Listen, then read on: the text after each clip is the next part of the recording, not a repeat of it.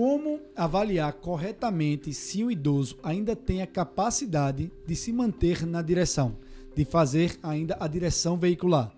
É sobre esse assunto importante que a gente vai falar aqui nesse novo podcast. Segura aí!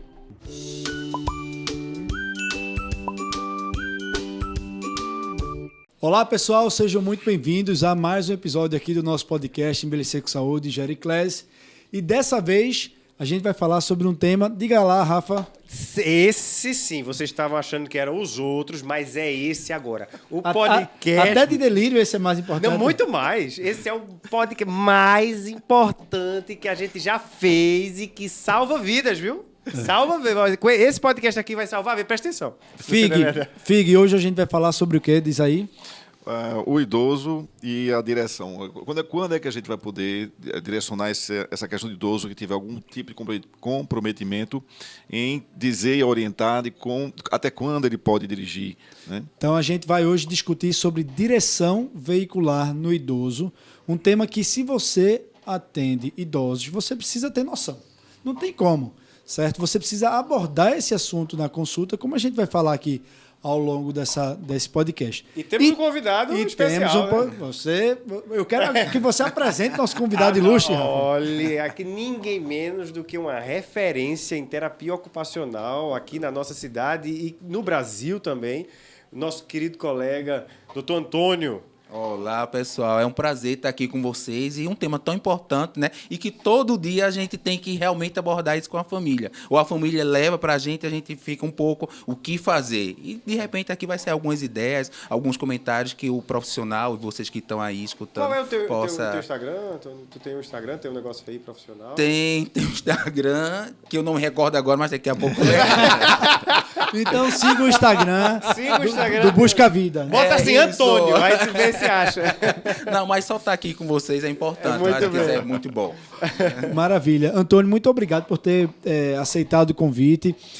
Antônio é terapeuta ocupacional e tem tido uma experiência muito bacana de avaliação do idoso quanto à capacidade dele ainda se manter na direção.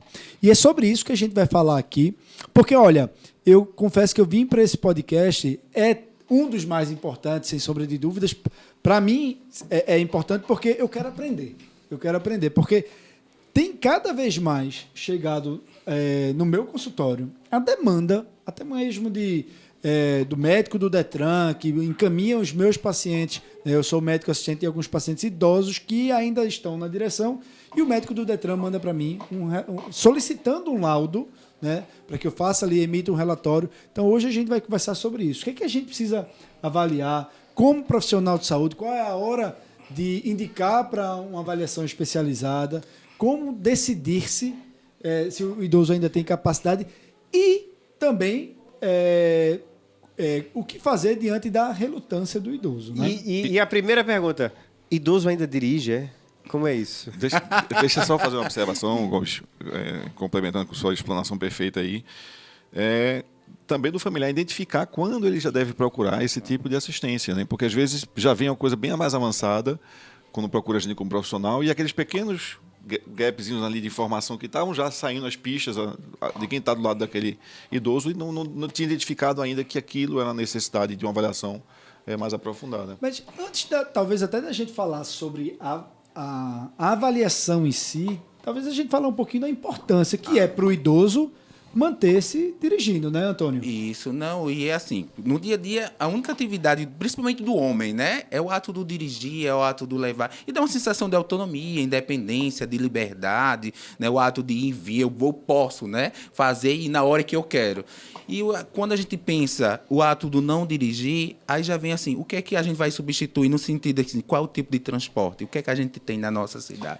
O que é que a gente tem, né, no nosso país? Então, que tipo é isso que a gente pode substituir? Então, assim, é algo muito importante. Isso faz parte desse contexto dele. Então, o ato do não dirigir pode levar, tem umas consequências graves, várias, né, e que a gente precisa ficar em alerta. Então, permanecer dirigindo, mas com segurança o tempo todo, né? Não só para ele, mas também para a sociedade. E eu digo mais, quando você chega para um paciente e diz assim, olha, você não pode mais dirigir... Opa, peraí, calma. Eu perdi agora um direito, né? Eu perdi agora uma capacidade, uma possibilidade de me deslocar. E outra, se eu estou perdendo coisas, eu estou chegando no fim da minha vida. Porque eu perdi agora a minha capacidade de dirigir. Então, isso não vai voltar. Então, eu estou chegando no fim. Eu acho que o grande dilema aqui é o seguinte, e isso reitera a importância dessa conversa hoje da gente. Primeiro é não deixar o idoso que não tem mais condições de dirigir, que está impondo risco a si e aos outros, continuar dirigindo, mas também não podar aquele idoso que ainda teria uma capacidade de dirigir e que a gente chega ali e determina que ele não vai poder mais dirigir e saber que isso tem impactos, né? Como vocês estão levantando aqui, impacto emocional. Até eu tive um paciente já que ficou deprimido, muito deprimido, e o grande fator impactante disso aí foi o fato de não estar mais conseguindo dirigir. Eu já tive alguns. Assim. Um outro dado dentro da questão do impacto de saúde pública. Né? A gente tem aí talvez uns gaps de informações no Brasil e lá fora, mas nos Estados Unidos já se identifica um número maior de acidentes em pessoas acima de 75 e de 80 anos de idade que ainda dirigem. Então, isso é um problema também de saúde pública, se a gente pensar nesses termos. Né? Identificar... Eu estava vendo aqui tem dizendo assim, em 2017, 28 milhões, com 70 anos ou mais, 28 milhões de pessoas ainda dirigiam nos Estados Unidos. Olha só. E Antônio trouxe um dado aqui interessante. Quantos são os idosos brasileiros que dirigem? Um quarto da população, né? 24,7% dos idosos. Ou seja, um quarto dos motoristas são idosos, né? Isso, um quarto dos motoristas. Na minha prática, eu percebo muito mais esse dilema quando a gente fala dos homens idosos, né? Porque a mulher normalmente, culturalmente, tende a aceitar melhor a ideia de não dirigir. Até porque muitas acabavam que, dessa geração atual de idosos, muitas até não dirigiam antes. Era isso que eu ia dizer. Ou dirigiam pouco. Era isso que eu ia dizer. Antigamente não era normal a mulher dirigir, e eu falo isso totalmente sem preconceito, mas é porque era assim. Por exemplo, eu tenho uma história engraçada que minha mãe gosta de contar, que a minha avó, hoje, ela estaria completando 100 anos agora em junho, se ela tivesse viva, né? E ela foi morar no interior, e lá... ela se orgulha em contar isso, de que ela foi a primeira mulher a dirigir na cidade em 1950. Tem uma placa lá. Eu vou procurar a placa. Me diz uma coisa, ela dirigiu o quê? Um Cadillac? Ela dirigiu um SD, uma D20, uma D20, D20, D10, sei lá como era o nome. Era um carro desse. Era uma cabine dupla de 1950. Era um negócio desse. Não era uma charrete, não. Devia ser. 2 cavalos na frente puxando, né? Não, mas era agora. Mas como assim? A gente pensa, porque também a própria mulher também, eu acho que o ato de transferir essa habilidade para outras coisas, né? O homem já não. O homem é mais difícil a gente inserir em outras atividades. E essa é a grande bronca da reabilitação. Né? O homem é mais monotarefa, né? A mulher tem mais capacidades, mais habilidades. Eu sei muito bem disso. Eu sou casado e vejo que minha esposa consegue fazer muito mais coisas do que eu. Então tá na hora da gente acordar, né? E o que é que a gente pode tentar aí fazer diferente? Ou a bronca já. Começar achando o que deve no refrigerador quando tá procurando alguma coisa, né? Vamos lá. Mas bem, que sinais de alerta na história ali, antes de falar das avaliações específicas que a gente deve atentar, mas que sinais que você pode, na história clínica ali, conversando com o idoso ou com os familiares, a gente levantar a possibilidade de que o idoso já está perdendo, de fato, a capacidade de se manter na direção? Eu acho que assim, eu sempre sigo alguns alertas. Então, ver a questão do próprio sistema nervoso. Como é que está no sentido assim? Existe lapso de memória, existe algo de depressão, apatia, a questão da visão, a questão da audição, a questão muscular, mobilidade, então, osteoarticular. Então, se o paciente tem muita artrose no joelho, isso vai dificultar o uso dos pedais, entendeu? Então, tudo isso eu acho que a gente tem que pensar direitinho. Visão, audição, sistema nervoso nessa questão. Cognição, né? Quando eu falo de cognição como um todo, e a questão da mobilidade, pensão, a questão neuromuscular mesmo, né? E pensar em osteoartrose, hérnia de disco também, entendeu? Então, a dor nessa questão. Então, eu acho que é mais ou menos esse esquema, né, que a gente deve pensar sempre, né? O idoso na nossa frente, e a gente está ali olhando e só a questão dos fatores, vão ser intrínsecos, né? Porque a gente tem que pensar também o ato de dirigir no fator extrínseco, né? Na verdade, onde é que ele vai dirigir, né? Que tipo de estrada, que local. Uma dica que lá no final, não vou falar agora, pode-se começar por aí. restringir alguns acessos, né? Então, a gente tem algum tipo de recomendações, inclusive nos Estados Unidos, quando o idoso vai parar de dirigir, não dirigir do dia para a noite, e sim começar com algum tipo de educação e restrição no dia a dia de alguns O Antônio, né? eu estava até lendo aqui, achei interessantíssimo, né? Porque tem uns sinais que os familiares podem detectar antes deles ter que chegar a um profissional de saúde. Então, o próprio familiar já detectar isso, e pode estar até nesse momento alguém começar a perceber isso no seu parente idoso quando ele começar a falar. E eu lendo esses sinais aqui, revendo, eu lembrei de Recife, né? Porque, só para uns exemplos aqui, né? Vamos lá. Quais seriam esses sinais de alerta que aquelas familiares poderiam ficar atentos do seu idoso do seu lado está com algum tipo de problema que precise de uma avaliação profissional, como você estava bem falando aí? Não lembrar da localização de destino conhecido ou se esquecer para onde está indo durante o percurso. Esse é um deles. Aí a gente já vê memória e orientação espacial. Porque na hora que ele não consegue lembrar, memória. E na hora que ele se perde, orientação espacial. Né? Então, 2 dicas aí na hora da avaliação. Não são pontos importantes. Eu não sei andar sem Waze. Não. Pois é, eu também. Eu perdi essa capacidade hoje em dia, se não for o Waze. Eu uso o Waze para ir da cozinha pro quarto, que eu me perco se eu não for. Aí já requer atenção. Porque atenção é um ponto importantíssimo para a direção. Então, na hora que eu estou dirigindo com o Waze, eu tenho que prestar atenção ao Waze, eu tenho que prestar atenção à direção, estou no caminho certo ou errado, o carro se freou ou não, o sinal se está fechado ou não. Então, atenção, é outro ponto de alerta. E respondendo o WhatsApp ao mesmo tempo. Aí não. Não é recomendado dirigir assim. Outro sinal de alerta importante é não respeitar a sinalização de trânsito. Mais uma vez, acho que nós recifenses temos que todos fazer uma avaliação, provavelmente, da capacidade de direção, né? Porque realmente é algo que a gente vê com maestria no trânsito. Mas fala tão mal de Recife, não, senão o pessoal vai ser Não é mentira, minha gente. A gente tem idoso. A gente dá o tônico aqui, só tem Daniel. O restante a gente sabe. Não, no idoso, então, aquele parente que vê que está pior essa situação, realmente não respeitando o sinal de trânsito, não sabendo percorrer o percurso, se manter fora das faixas. Não estou falando mal de Recife, não. Não colocar viu? o sinal, né? Esse não colocar o sinal para dar. Eu já tomei umas 3 multas, mas tudo bem, vamos lá. Diga, Gomes. Eu estou vendo aqui que muitos de nós seríamos reprovados. Né? Com certeza, já tomei as 3 multas aí. Mas, não colocar o sinal, né? Sair da faixa, como você bem disse aí, entrar na contramão. Contramão, perfeito. Batidas frequentes, o carro... Meio-fio, bater em meio-fio com frequência, né? Não ter capacidade de fazer manobras, né? Assim, de estacionar o veículo. Dirigir em velocidade inadequada para a via em que você está. Isso. Ou seja, baixa ou alta. Até a própria baixa também prejudica, muito entendeu? baixa ou muito alta. Isso, né? Fantástico. Porque geralmente a gente pensa só logo em alta, né? Sim. Mas o baixo também causa, não né? Tá dando certo. E aí eu lembro da contramão de Gomes, quer dizer, no cruzamento também você pegar o lado contrário, em vez de seguir no fluxo indicado pelas placas. Mas, uma vez, Rafa me deu uma dica que eu achei fantástica, de como fazer uma pergunta de rastreio se o idoso tem ou não tem condições de continuar dirigindo. Diz aí, Rafa. Qual é? É muito boa. É assim, a gente chega, eu pergunto pro familiar, né? Eu disse, olha, vem cá. Como é que tá a direção com ele? Você se sente tranquila e segura quando ele está dirigindo? Aí, Ave Maria, doutor, Deus me livre, eu fico nervoso. Meu coração vai na boca e volta. Vai a mil, cada curva é uma aventura cada vez que eu saio. Eu vou com a mão no freio de mão aqui, de vez em quando eu puxo um pouquinho assim. Aí pronto, veja, você já deu a dica grande aí de que a coisa não está indo bem. Isso é uma informação muito significativa. Legal. Eu, particularmente, vou confessar que eu vou pro teu consultório essa semana, porque minha esposa, do meu lado, ela tem uma direção, um acelerador, um freio e o câmbio de marcha, que faz praticamente o que eu não faço com segurança. Ela faz tudinho simulando. Figue, definitivamente você não pode mais dirigir.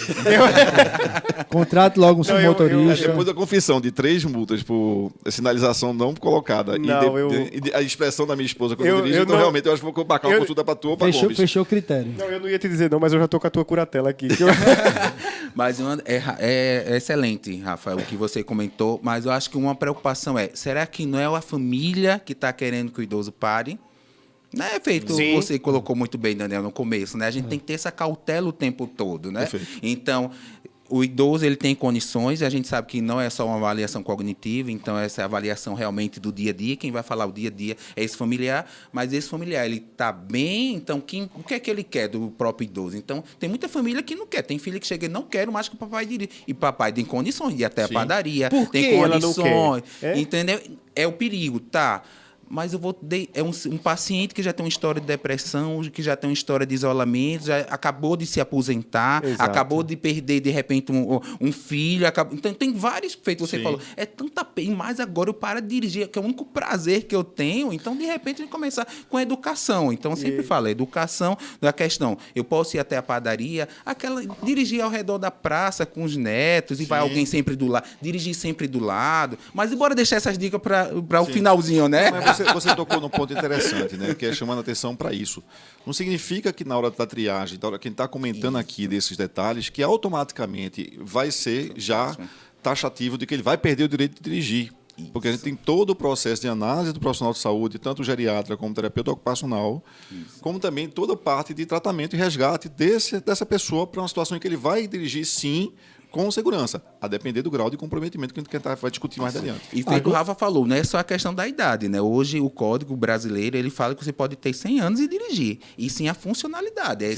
E quem vai avaliar isso somos nós. Aquilo que você falou, aquilo que você falou muito bem, né? Visão, motricidade e cognição. Se eu tiver essa avaliação de visão e audição, naturalmente, cognição e motricidade, ok? Beleza. E isso tudo a gente pode avaliar, a gente sabe fazer isso muito bem, junto com o terapeuta ocupacional, com o oftalmologista, testes, que a gente vai comentar aqui sobre os testes, tudo isso vai conseguir a gente avaliar esse paciente melhor.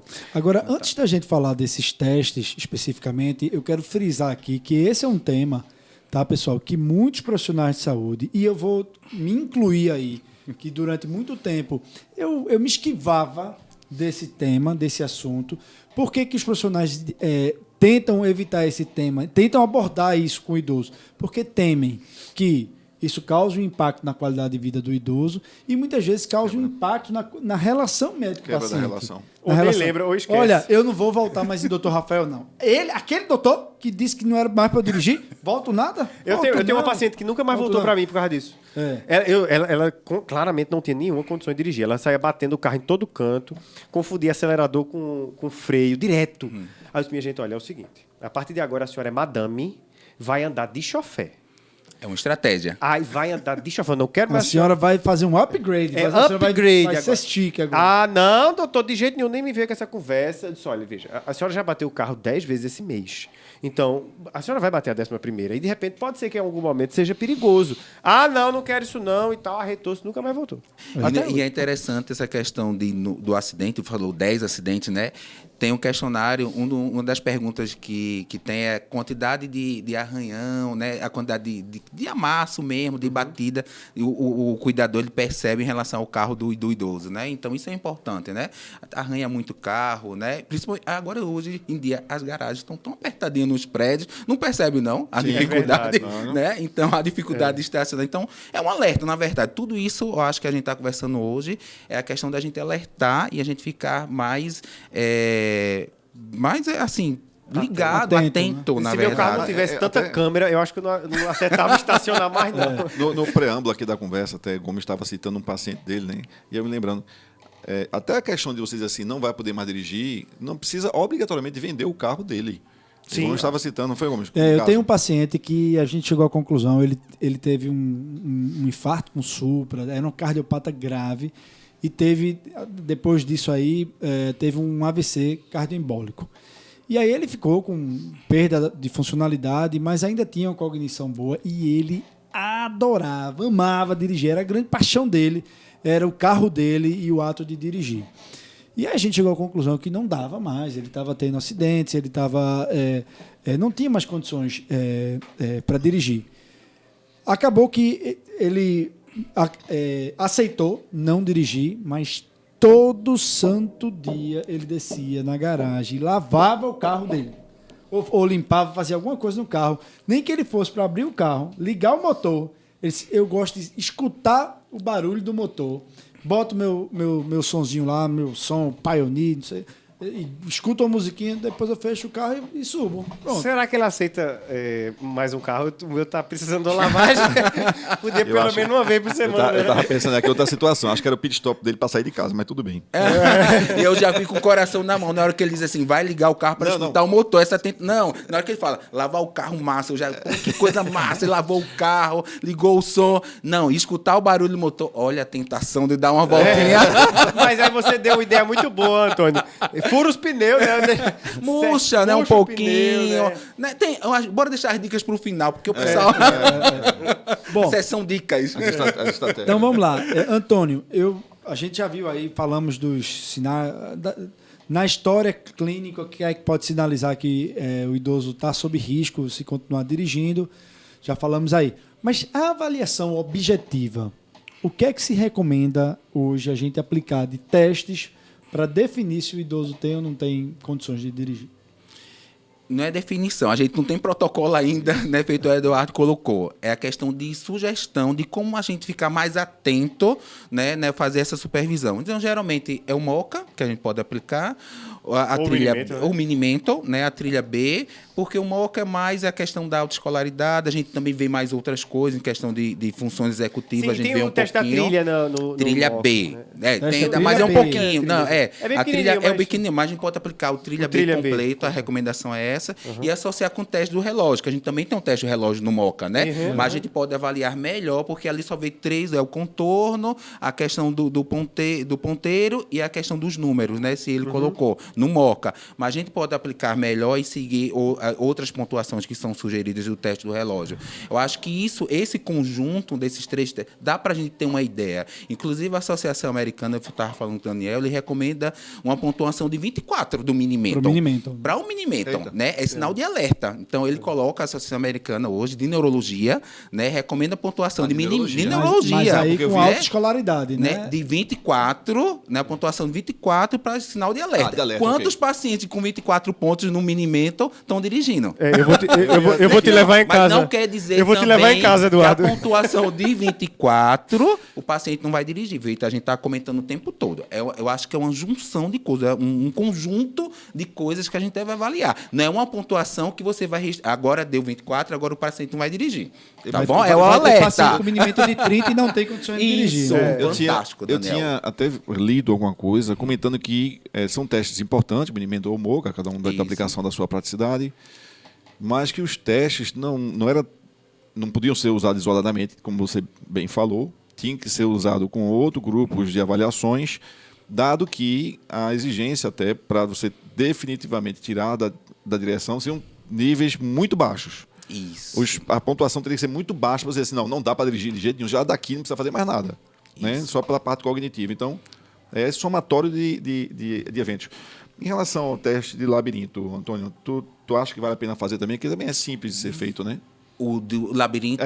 Que ele faz. É um labirinto simulado para ver que ele vai ver a parte. Questão de funções sim, executivas. Isso, sei qual é. função executiva, vídeo Isso. espacial, Que não de pode bater planejamento. nas laterais, né? É igual o que a gente faz naqueles livros de palavra cruzada. Não, né? acho que tudo é fantástico. Isso é o que tem mais na literatura e faz mais correlação em relação quando a gente avalia, quando tem alguns estudos que mostram idoso e direção. Isso é o que coloca. Mas você pode aplicar, tem vários hoje, sim. entendeu? Isso é mais, como eu estou dizendo, para a gente ter um parâmetro. Eu gosto muito de a gente ter um parâmetro já, né, para a gente tentar seguir e reproduzir esses parâmetros. Mas, além disso, aí vem toda a história clínica do paciente, né, se for cardiopata, tudo isso. Então, como eu estou dizendo, não é só o teste, tem a história clínica, são as avaliações, a história que a família traz, né, feita a gente está falando o tempo todo. Então, é importante a gente saber quem é que vai estar lá na consulta ou quem é que a gente vai mandar chamar, né? Então, será que é a esposa, mas a esposa não está mais? Será que é a filha? Ou será que já é um cuidador?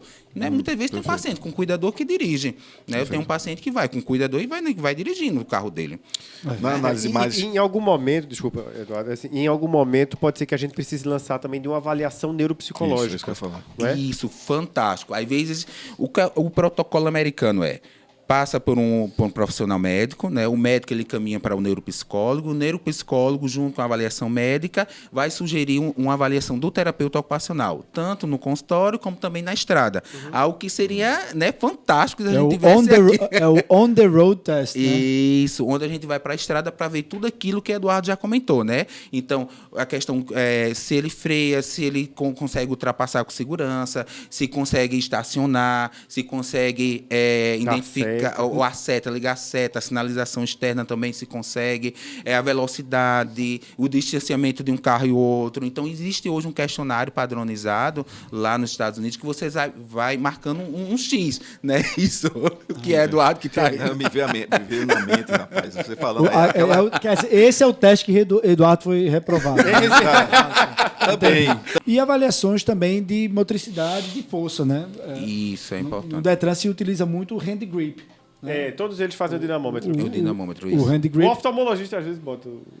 Muitas vezes é o médico do Detran, o oftalmologista já faz o hand grip. Até porque você precisa de uma força de pressão palmar adequada para você segurar na direção, para você passar marcha.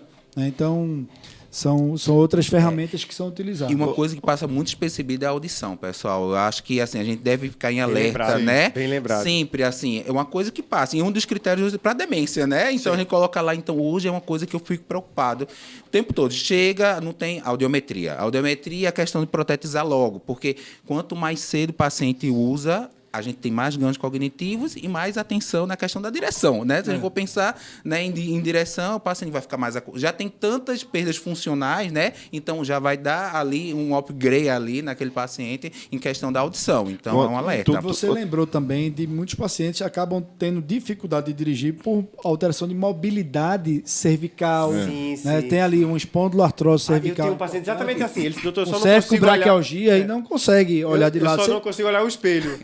O de lá, eu não consigo olhar o da direita, mas o da esquerda eu vejo que é pertinho aqui. Ó. Mas até é interessante Rafa falar isso, né? Porque tem as adaptações do terapeuta ocupacional para essas limitações, né? Você pode fazer adaptações...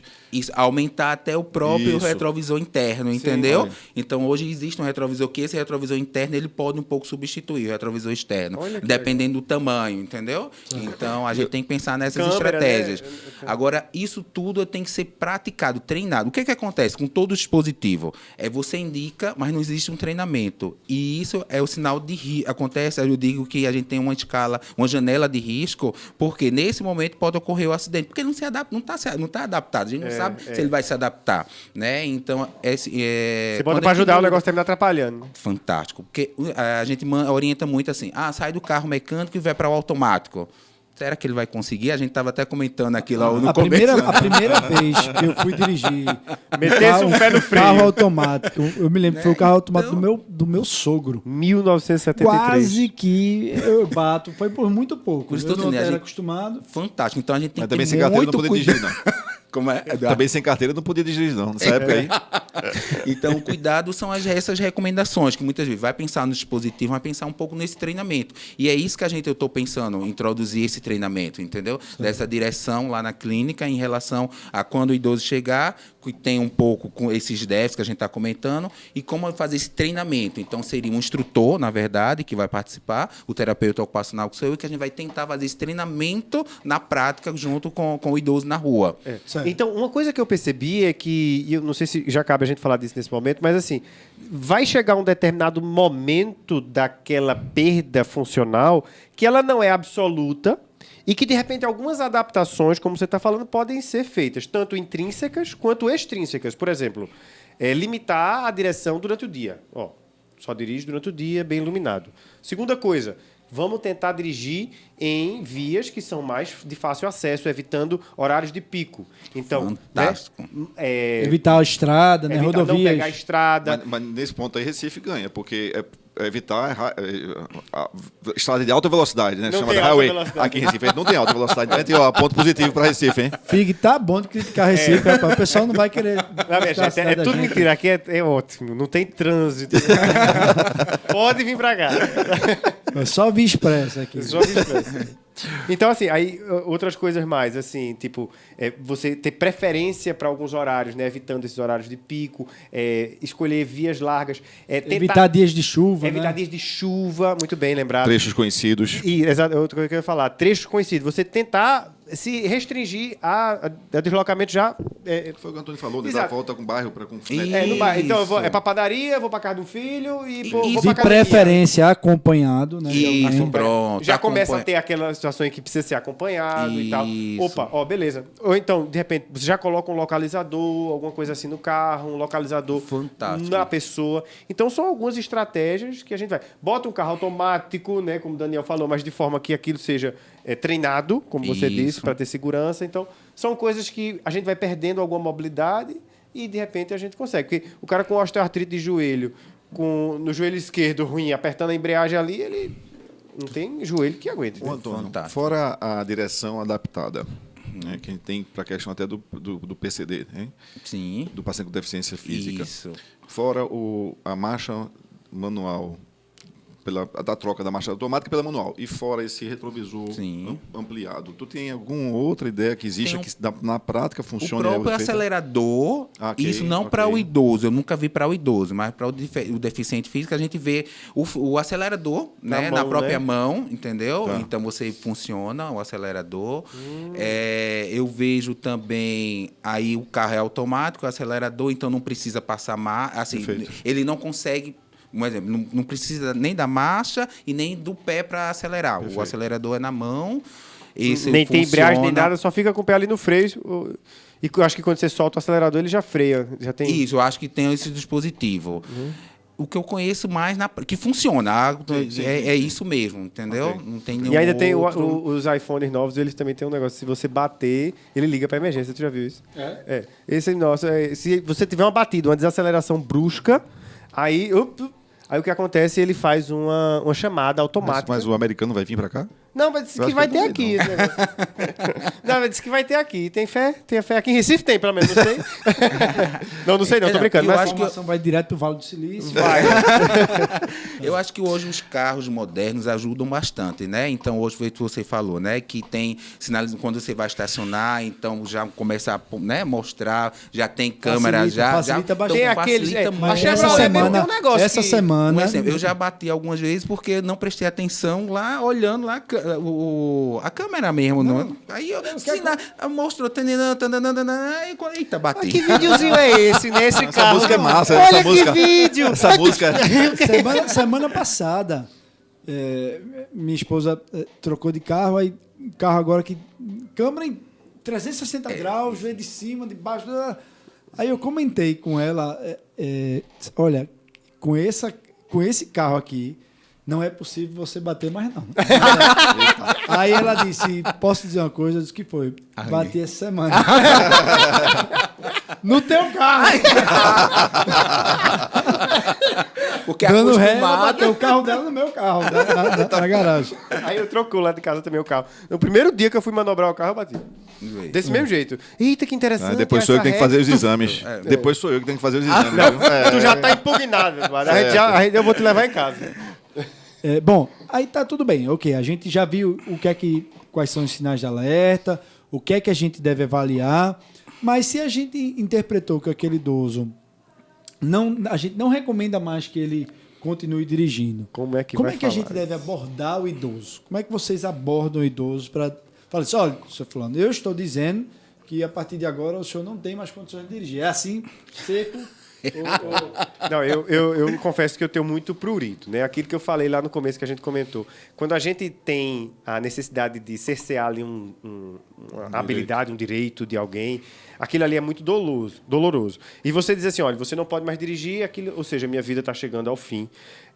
Se eu já perdi a capacidade de dirigir, o que é que eu vou perder mais agora? Então, se a gente tem uma coisa no envelhecimento, se chama perda, né? Sim. Eu perco isso, perco aquilo outro, perto dos meus amigos, perto dos meus parentes, perco não sei o quê. E daqui a pouco você está ali sozinho, não posso mais dirigir, perco minha autonomia.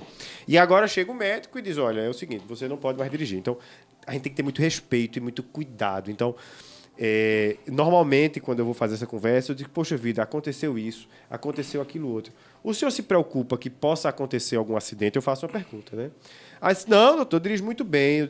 Mas, olha, se o senhor perceber, teve esse acidente aqui, teve esse outro aqui. Eu estou ouvindo agora de sua filha que ela disse que às vezes se sente insegura. Ah, não, doutor, é que ela é pantizenta, ela fica muito... ela fica inventando coisa, não é assim, não. Mas eu me preocupo com o senhor, sabe? Então, eu gostaria de lhe recomendar que a partir de agora a gente fosse diminuindo. Aí eu faço as limitações primeiro, né? Primeira coisa, ó, vamos dirigir só de dia? Vamos dirigir só aqui pertinho, só acompanhado? Vamos tentar... Pronto, isso é um começo. Então, já existe ali uma restrição.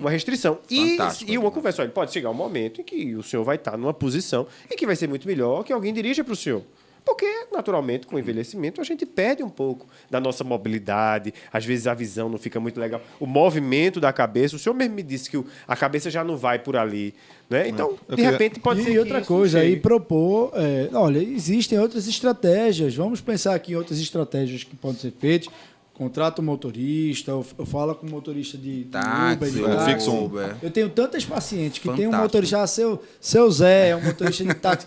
Várias vão para o meu consultório. A senhora veio com quem? Quando ela vem só, não, eu vim com o seu Zé, o motorista de táxi, que é lá perto da minha casa, ele já sabe. E aí ele fica aqui me esperando. E outra, quando assim, você... Eu acho que essa dica, eu acho que o profissional pode dar, entendeu? Feito você falou, Daniel, assim, será que não tem nenhum táxi, nenhum Uber? Não, porque isso assim, não é só... a gente tem que ter esse... que vai gerar um problema, né? Na vida do idoso. E já dá a solução, mas tem né? que encontrar soluções. Agora, encontrar as soluções, né? Eu acho que torna até mais agradável para ele. Pô, o doutor me deu uma solução também, né? Não só o problema. Antes da gente ter entrado nesse tema, a Gomes chamou a atenção para um ponto que é difícil na relação médico-paciente, tá? Que é essa quebra dessa relação. Na relação de mútua confiança e, eventualmente, o cerceamento de algo que, bem Rafa falou, de direito do paciente, pode gerar um constrangimento grande nessa relação e a pessoa não sentir-se à vontade. Mas algo que a gente tem que lembrar, e estava até conversando com o Rafa aqui antes, que dirigir é um privilégio. É um direito dado e concedido pelo Estado. Não é um dever da pessoa, não é um direito garantido, adquirido e hereditário, transpassado através das gerações. Ele é uma concessão do Estado. E pior do que você não falar isso para o idoso e falar com toda a empatia do mundo, toda a cortesia e cordialidade, bem postada, como o Rafa colocou, que eu acho que é uma boa maneira de se posicionar, é você lembrar que, se você não fizer, pode haver prejuízos a terceiros e ao próprio idoso, e eventualmente você tem um paciente ali que vai ter um processo nas costas, uma depressão, todo um desgaste até nessa aceleração do envelhecimento dele por conta de uma situação de estresse, de ter machucado alguém, até ter matado, infelizmente, alguém. Ou até animais. Não precisa dizer pessoas somente, não. Né? Os bichos também estão aí. Eventualmente pode acontecer um acidente assim também. Então, acho interessante essa etapa de informação e com todo o zelo e cuidado e empatia, né, para com esse idoso. E dando a solução, como o Antônio falou, de repente a gente não precisa cair no isolamento social porque você parou de dirigir. Não, você e é tem importante você frisar isso, olha, você falando, eu estou recomendando que o senhor não dirija, mas eu estou recomendando também que o senhor se mantenha interagindo com seus amigos, com sua família. Não é para o senhor se aposentar da direção e se aposentar da vida. Exato. Você tem que continuar fazendo suas atividades. Eu não quero de forma alguma que o senhor deixe de fazer suas atividades e encontrar com seus familiares. O senhor tem que viver. Não é porque não está dirigindo que vai deixar de viver. Isso, sabe, vai ser até assunto de outro podcast, viu? O que fazer quando se aposentar? O que fazer quando não tem mais o que fazer? Fantástico. Vai ser. Viu? Inclusive, tem vários profissionais médicos hoje que estão comigo acompanhando. É o que dá mais trabalho, viu? Sim. Mas, a gente estava comentando aqui, eu acho que a gente falou uma etapa depois de Antônio, né? Porque na hora que você sentir essa dificuldade de direção, você vai também lançar mão dos profissionais que vão poder auxiliar nesse processo de identificação desse momento do idoso. E é nessa hora, talvez, com certeza, aí o apoio de Antônio para dizer com a gente, Eduardo, realmente ele tem essa limitação e tal. Aí, Antônio, o que é que a gente pode, né? Fantástico. Eu acho que é compartilhar responsabilidades. Eu sempre gosto assim, se é o idoso que tem uma equipe que acompanha, pede um um parecer do físio, do psicólogo, do terapeuta. Você está Do juntando... terapeuta, puxa para você também, do terapeuta ocupacional. Não fica do com vergonha, terapeuta não, ocupacional. Não, pedir parecer. Porque Lógico. ali você junta e diz assim, ó, o seu fisioterapeuta diz que você também está com dificuldade na locomoção. Então, você vai juntando um arcabouço de argumentos. Então, não é só você médico, Exato, entendeu? isso. Que tô ali. Não, são Ó, os todo mundo achou profissionais isso, né? que acompanham. Eu acho isso de uma maneira assim. Eu tenho um idoso, na verdade, que parou de dirigir e fantástico. E assim, e eu fiquei logo, eu disse, pô, eu quero que eu, né, o parecer, tudo. E hoje, né, inclusive quando eu acho que o paciente não tem mais condições, eu, bora pedir o parecer ao seu geriatra, ao seu físio, fono, até uma vez a fono. Mas Antônio pediu, não sei, como é que tá a linguagem dele? Ele consegue? Né? Porque envolve linguagem também, né? Pouca, mas Você envolve. até comentou no departamento aqui de trânsito da gente, está começando a ter inserção do profissional da terapia ocupacional. Não é aqui não. Não, Isso aqui é o não. sonho da gente, não, na lá nos Estados verdade. Unidos. Isso é um doutorado que eu estou participando, né? Aqui no Brasil, uma pesquisa a nível Brasil, que a gente pensa em colocar essas sugestões para o departamento de trânsito a nível nacional, para tentar implementar os profissionais, que hoje só está centrado na figura do médico e do psicólogo, né? Que tem o teste de avaliação neuropsicológica. E que existe nos Estados Unidos, por exemplo, já esse profissional inserido. Já dentro- existe, já né? existe. Nos Estados Unidos, Canadá, Austrália, Reino Unido, né? Alguns países já têm esse profissional inserido. Perfeito. Ok, a gente lançou mão de todas essas estratégias, falar de uma forma respeitosa, né, empática, mas explicando, focando na segurança dele e dos outros, de terceiros. Muito bem, mas ainda assim, seu Alfredo... Tu gosta de Alfredo, né? Tem tantos Alfredo nas tuas aulas. Seu Alfredo continua querendo dirigir e reluta muito em parar de dirigir. E aí? Aí tem algumas estratégias, né? Feito o Rafa já falou. Eu adorei a ideia. Falei, Agora é o momento das Diga, estratégias. vai, das diz aí, dicas, estratégia. Não, aí eu acho que todo mundo pode Algumas dar dica. maquiavélicas. Não, aí vai desde desligar a bateria do carro, né? Algum fio que não possa, né, acionar o carro, o motor do carro. Perder a chave, Perder a chave, murchar os pneus. Não pagar o IPVA. Não pagar o IPVA, pode ser. Por isso eu estou dizendo, a gente vai criando estratégia. Vai depender de cada vender idoso. o carro é um pouco cruel, mas... Vender, eu acho que seria a última opção. O ato do talar, mas que dá... Assim, a filha levou a chave do carro. Precisou ter porque, emprestado assim, o carro a fulaninha que ela tá precisando. Aí. isso, o ato do emprestou a alguém. Eu já tive uma idosa que foi assim, a gente emprestou o carro, inclusive era médica.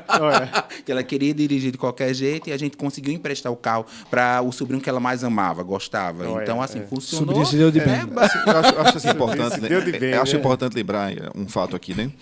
Nesse nível, já é um idoso que tem vários comprometimentos da sua Isso. funcionalidade. Ele não vai ter nem articulação e capacidade de entender que vai ter que abrir um capô para ver se tem problema no motor de bateria, de água, porque o carro não está ligando. Ele não vai ter nem articulação, às vezes, de ligar para um serviço de bateria para fazer a troca da bateria. Fantástico. Então, não é aquele idoso, eventualmente, com o início de um problema. É um idoso que você sabe que essa relutância dele já faz parte da doença. Né? Isso. Já é uma Ou que coisa da- tá na oficina. Eu gosto muito também de usar. Tá na oficina e a peça não chegou ainda. É uma peça importada.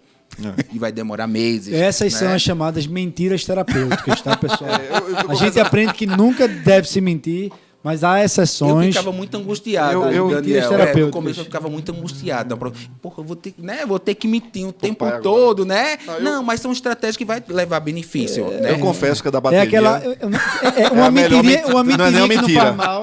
né? Deus tá vendo e sabe que a intenção é positiva. É uma mentirinha pro bem. Eu fiz isso até com o iPad das minhas filhas, que estavam viciadas, né? Eles está sem bateria. E tá mesmo, que eu não estou reabastecendo. Então, assim, a mentira, não é mentira, né? O argumento da bateria... Fantástico, Né? Disse, olha, está com a bateria ruim, pronto. Acabou-se. Agora a gente precisa de um apoio muito da família nesse caso, né? Eu acho que não é só tirar a direção, pensar nas estratégias, porque vem a supervisão de cuidados aí nesse momento, né? Então a família tem que estar muito perto e próximo no sentido de alternar final de semana. Então o pai gostava de passear, então não está mais dirigindo, não consegue mais até gravatar, porque um filho não faz um final de semana de um filho, o do outro. E eu acho que essa dinâmica que a gente precisa, às vezes eu preciso chamar a família, às vezes eu chamo a família no consultório para a gente tentar estruturar isso, né? Eu acho que é bacana a gente ter esse apoio familiar. Perfeito. Só lembrando, pessoal, que pelas leis aqui de trânsito atualmente, a gente renova a nossa habilitação a cada 10 anos, até os 50 anos. Isso, até os 50. Dos 50 aos 70 anos, a cada 5 anos. Isso. Eduardo já E renova de depois 5 em dos 5. 70 anos, anualmente. Quando é que tu vai renovar mesmo? Não, tá 3 renovado. anos. 3 anos. Eduardo já tá de Já 2 em tá- 2. Eu tenho até 3 internacional. anos. 3 anos. Eduardo já tá de 2 em 2. Idade igual ou superior a 70 são 3 anos. 3 anos. Por que Eduardo é de 2 em 2? Eu Por que o de Eduardo é de 2 em Eu 2? tenho até internacional. É Então porque tu não tem nem internacional é apto ainda. com restrição. porque tem alguns teatros. Eu não tô entendendo porque o dele é de 2 em 2. Esse médico que deu esse laudo, essa restrição, ainda foi bonzinho contigo? Se fosse eu, já tinha canetado lá. Bom, mas acho que é isso. Alguma dúvida mais? Eu acho conversou que foi bastante bem coisa, legal. né? Eu acho que com essa conversa, né? Eu acho que leve, bacana. Eu acho que dá para o profissional pensar. Eu acho direitinho, né? Assim, como conduzir, na verdade, esse idoso que chega lá, que já começa a perceber o que pedir, o que solicitar e quais são as estratégias que ele pode abordar. Acho que foi perfeito. E Daniel. faz parte do seu dever, do seu papel, estar atento a isso, como profissional de saúde, questionar, não ter esse medo excessivo que eu confesso que eu tinha lá atrás, esse prurido de abordar esse assunto. É um assunto que é importante para a segurança do idoso e para a segurança de terceiros também. Falou? Não, perfeito, gostei. Muito bom. Beleza, maravilha. ótimo. Antônio, muito obrigado. Nada. Acho que foi a estreia sua aqui nesse Foi podcast. estreia. A primeira de várias outras De que Antônio muitas, ainda de vai vir por aqui, muitas. certamente. A gente já tem 183 podcasts programados, viu? Esse é o 28, eu acho. Eu tô brincando, mas vai ter mais. Não. Pessoal, espero que vocês tenham gostado, que isso seja útil para vocês. Tenho certeza que é útil, de fato. Compartilhem essa informação. Não deixe de nos acompanhar nas diversas redes sociais, né, no Instagram, no YouTube, de acompanhar o nosso podcast nos agregadores de podcast também. Compartilhe essa informação e a gente se vê no próximo episódio. Antes de terminar, tu me dá carona pra chegar em casa? Eu vou te levar, pô, não tem condições de ir só, não. Beleza, vamos embora. Pessoal, um grande Valeu, abraço. pessoal. Tchau, tchau. Valeu, tchau. pessoal.